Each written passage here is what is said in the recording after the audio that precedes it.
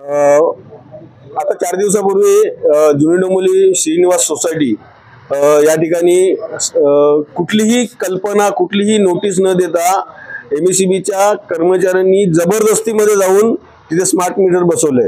म्हणजे हा एक उदाहरण झालं। असं अनेक ठिकाणी कुठलीही नोटीस न देता हे स्मार्ट मीटर बसून घेतात आणि या स्मार्ट मीटरचं म्हणजे आता ते एक उदाहरण झालं की ज्याला 1700 रुपये महिन्याला बिल येत होता आणि स्मार्ट मीटर बसवल्यानंतर तो 2700 रुपये झाला। म्हणजे 1000 रुपये एका महिन्यामध्ये वाढला। म्हणजे नागरिकांची तिथल्या तिथे तक्रार नागरिकांनी दिली त्यांना आणि हे मीटर हे जबरदस्ती बसवलं। याचा अर्थ असा समजायचा का मी तुम्ही जुने जे मीटर होते चालू मीटर सुद्धा काढून ते खोटे होते का?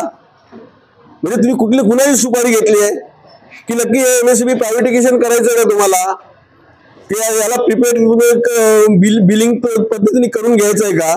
या अदानीचे मीटर तुम्ही ज्या ज्या पद्धतीने आमच्यावर लादता खऱ्या अर्थाने नागरिकांना अन्याय करता आणि जर याच्या पुढे अन्याय करताच तुम्ही तर याच्या पुढे आढळलं आणि जबरदस्ती सोसायटीला कुठलीही नोटीस न देता जर तुम्ही एमएससीबी नी जर हे अदानीचे मीटर लावले स्मार्ट मीटर तर आम्ही पहिला त्याला ते ठोकून काढू आणि त्यानंतर एमएससीबी कडे आणू त्याला।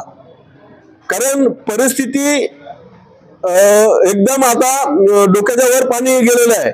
यांच्यावर वरिष्ठांनी जबाबदारी दिली आणि सोसायटीमध्ये अक्षरशः दम देतात जाऊन की आम्हाला कळतंय की तुम्हाला कळतंय म्हणजे तुम्ही का बालिश आहात का? म्हणजे आता स्पीकरवर अशा पद्धतीने उत्तर मिळतात। मी साहेबांना सांगितलं आजच्याच त्याला नागरिकांशी उद्योग बोलतात म्हणून नोटीस काढा आणि जे मीटर तुम्ही लावलेले आहेत ते आजच्या बदली करून द्या नाहीतर एमएससीबीला